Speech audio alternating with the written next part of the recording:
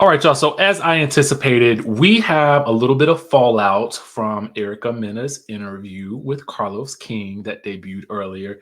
And in that interview, when we talked about it here on the channel, we recapped it.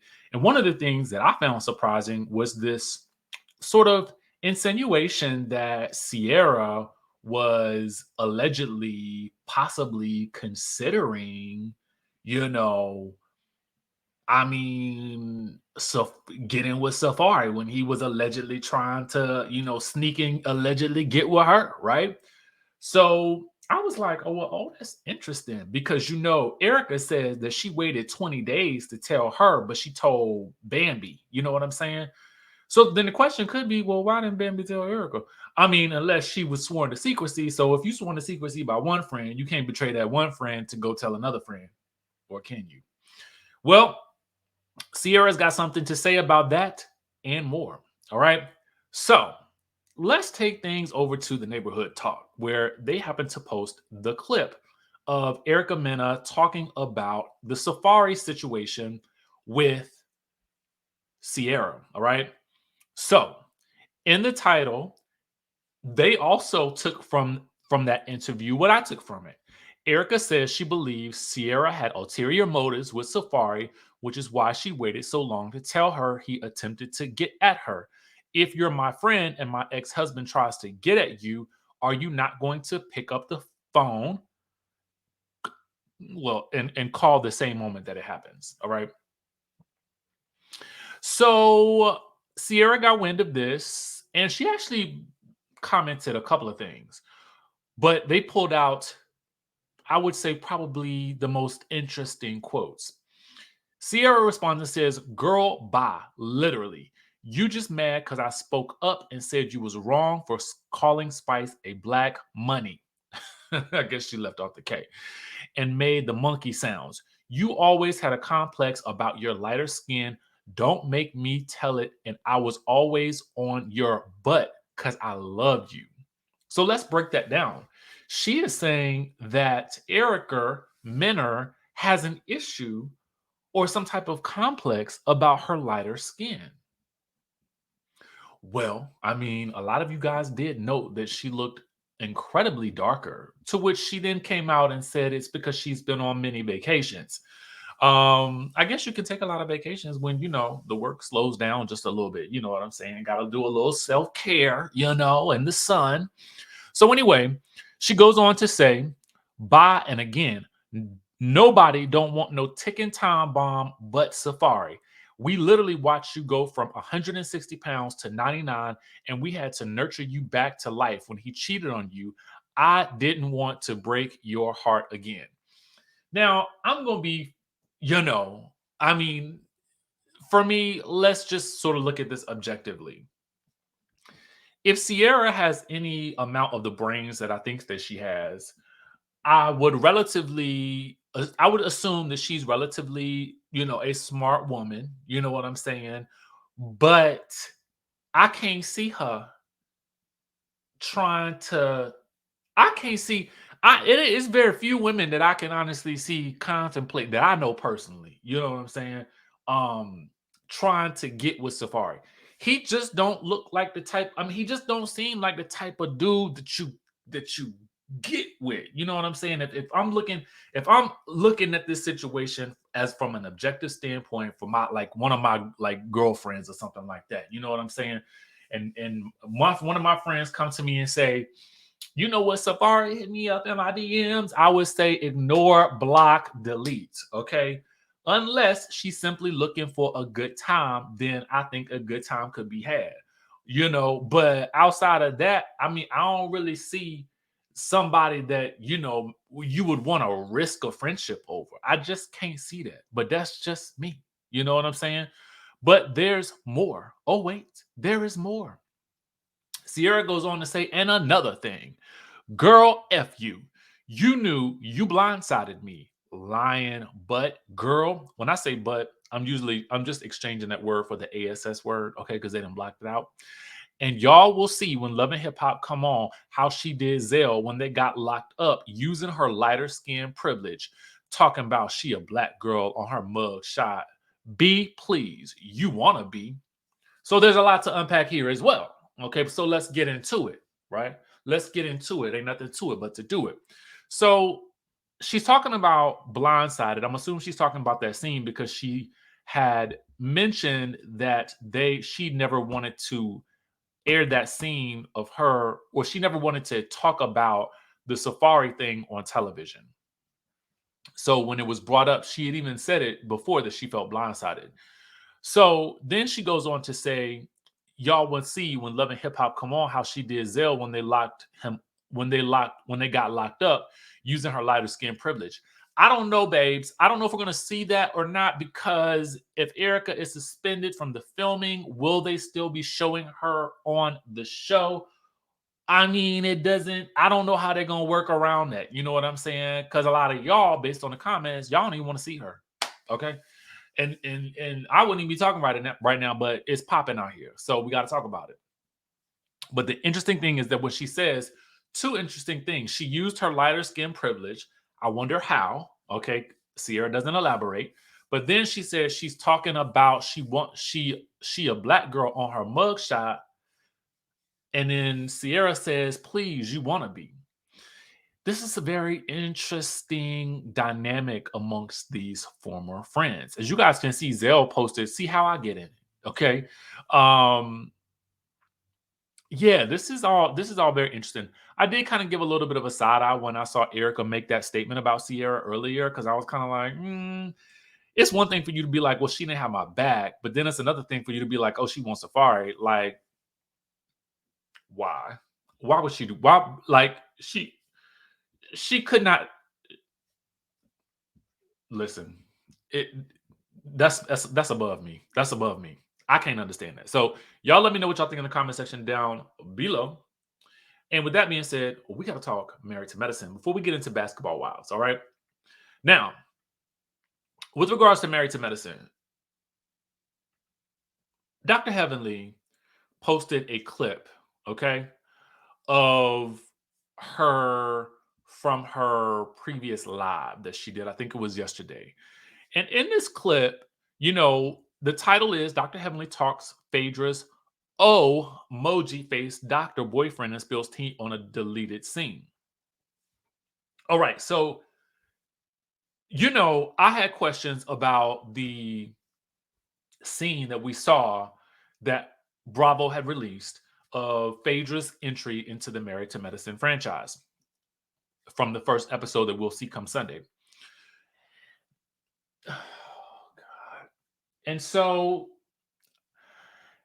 in the scene, we saw Phaedra photographed with a man, okay, who is allegedly her doctor boyfriend, was allegedly the doctor boyfriend, because allegedly she's no longer with that doctor boyfriend and allegedly has another doctor boyfriend whom I wonder if we'll ever see, because even with seeing that photo, I'm inclined to ask if that was an AI. Okay. So with that being said, let's get into what Dr. Heavenly's rationale was for the emoji face boyfriend. Dr. Heavenly says this is all alleged. Again, let me put up the alleged badge because the people, they is litigious. And everything is alleged, even your life and mine. So anyway, she says that the man apparently did the casting tape and everything, all the stuff, but then neglected to sign the release.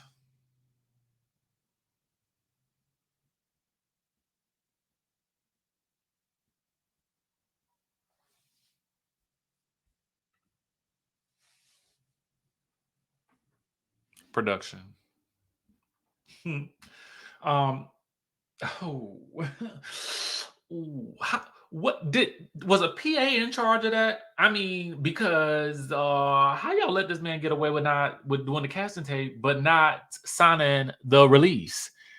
Make it make sense for me, because it doesn't right now. Okay. And in this same video, I think Dr. Heavenly reveals that she has never met this man.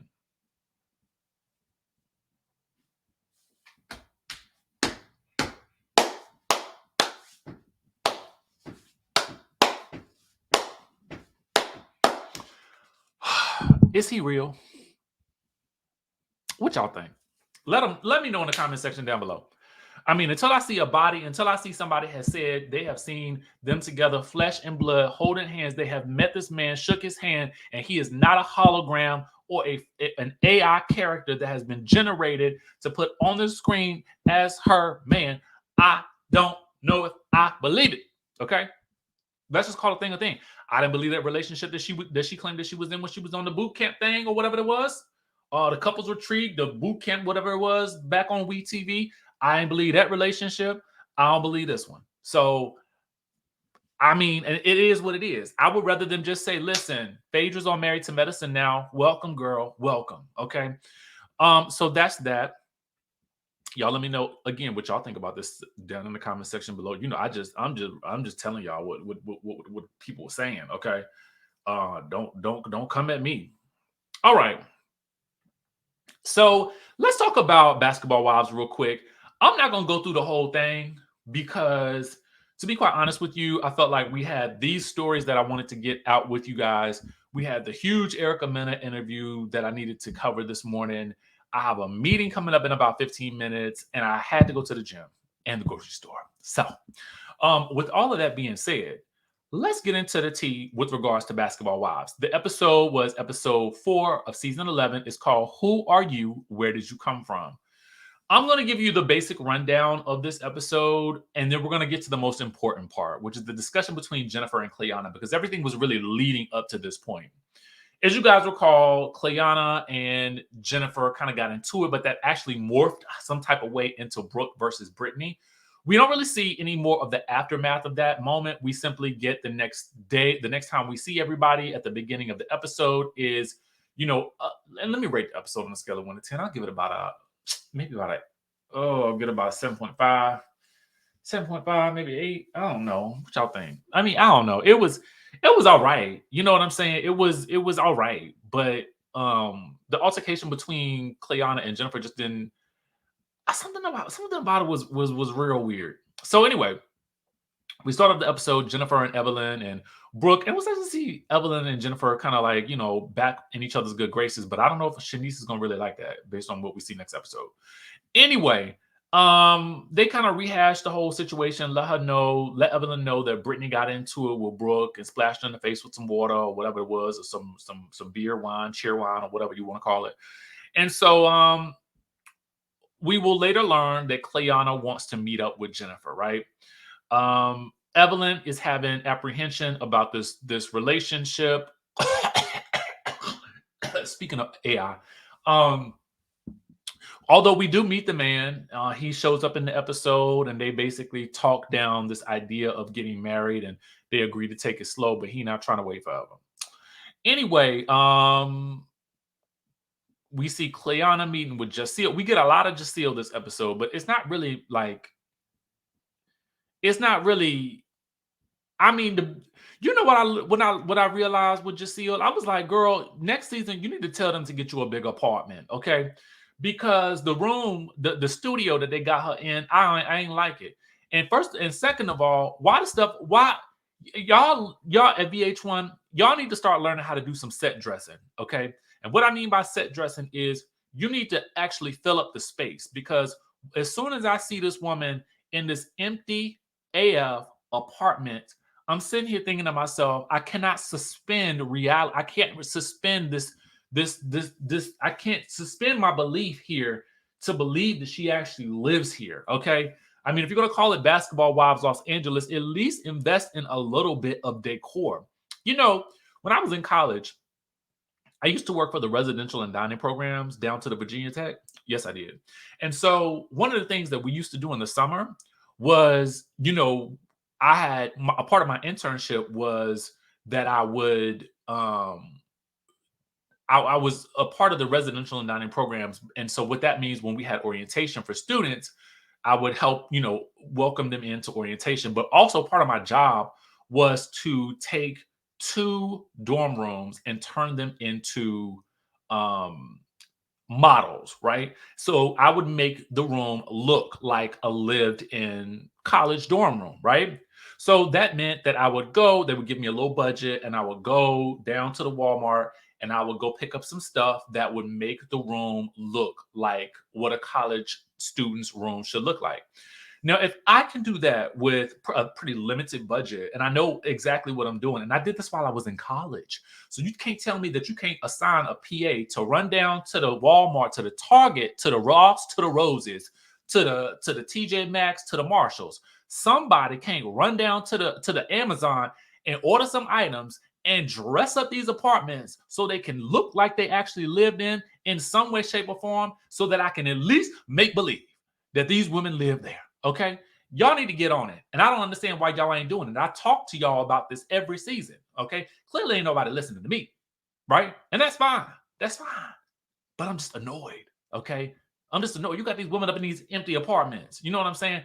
I mean, well, at least Giselle. You know what I'm saying? Because I felt like she relatively new.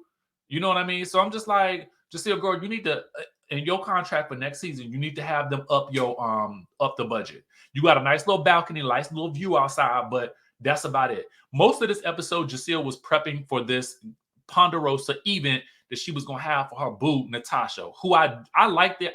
I like Giselle. You know, she's very non-problematic, but she's very real. You know what I'm saying? At least, well, she is more real than the apartment, but you know what I'm saying. So the biggest thing about this episode for me was this Ponderosa that Jennifer needs to have with Cleona. Now, online, everybody been calling Cleona green dress, okay? Because something about the dress was just like, it was a lot, okay? But now, I thought it was going to go one way, but it didn't go that way. Basically, Cleona's like, well, you know, you kind of came at me, you know, on some who are you and where did you come from? And Jen is like, well, I didn't mean it like that. I just didn't know who you were or where you came from, like who you associated with. Basically, I feel like this argument was about Jen saying, whose friend are you? We haven't been properly introduced to you as a cast member, so I don't know who made the connection with you. Who's vouching for you in this situation? Okay. Now, I don't know why Evelyn didn't tell her. Well, Shawnee brought her over to the thing, so that's how she got here. Because Evelyn met her and Jackie met her at the event that Shawnee had to speak at. So the next thing we know, Cleona is pulling a Jennifer on Jennifer. Well, who are you and where did you come from? Now, if it was so, now I had to laugh because it was funny, it was ridiculous, and the whole argument to me was like really ridiculous because at the end of the day, what their argument boiled down to was who is the most relevant basketball wife. Well, you know, you, Jennifer, how long were you married? Did you have any kids? You know, what's your connection to the league now? When was the latest time you was connected to the league? You know what I'm saying? And honestly, if I was Jennifer, who realizes that ultimately what happens on these shows is the new people. Now, granted, Jen did kind of shade her a bit with the who are you and where are you from. Even though she might not have said it was shady, it was still shady. So I ain't really mind Cleona Kalani, you know, as Jennifer called her, testing her a little bit because I kind of felt like it was deserved, right? She could give her a little pushback, but I don't mean push her, okay? Because that's what Cleona did. Because for me, at that point when Jennifer realized what was going on, I would have left before that. To be very honest with you, I would have left because I was like, I'm not arguing with you over my credentials for a show I've been on since its inception. Girl, you are the one who is trying to come and play around here with us. So I will not be giving you this moment today. Okay.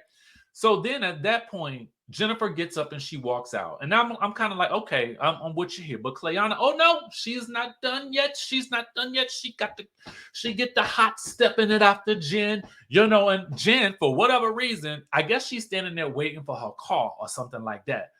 As soon as that girl come outside, Jen turns around and Cleona's still talking to her. Cleona then steps up to Jennifer, pushes her, says, "Get out my, you better get out my face, you better back up," and pushes her like Jennifer was the one approaching her. I said, "Well, I did you, I, did I miss a beat? Because last I saw you went running up to her in your green dress, and you push her as we see, it's right here. It is right there for your eyes to see. I had to give you guys the visual. Jen is just standing there, let herself be pushed around like a rag doll. I don't know about you, Jim. I don't know about it. I ain't trying to, I don't condone no physicalities and whatnot. But what I got to say about this is, Jennifer, the way that girl pushed you, I don't know that I could have held my composure. Okay, because um it was real intentional the way she did it. Okay. And Jennifer looking around at production like, did she really just push me? Did she just push me? Did she just push me? Did she just push me? And production's like, yeah, she showed did, she showed did, she showed did. And Jennifer's like, what y'all gonna do about it? I'm sure that's what she was thinking. I feel like that's what she was implying. And production was like, I don't know what you gonna do about it. Because they ain't do nothing to her. So Jennifer said, well, I'll fix y'all. I'm not coming to no more. I'm not coming to Jacile's event if that girl gonna be there. And she go right and tell Jacile that. If Cleona gonna be there, I'm not gonna be there. If Cleona is gonna be there, I won't be around. Sorry, boo. Not me, not today. And so I don't know if that's the last we're gonna see of Cleona slash Kehlani, but I guess she made her mark. We always have a cast member on Basketball Wives that pop up in the beginning and then we don't see them no more. Remember that girl that was arguing with Drea? That one time she had like the rogue blonde streak in her hair. We saw her that one day and we never see her again. So poor Cleona.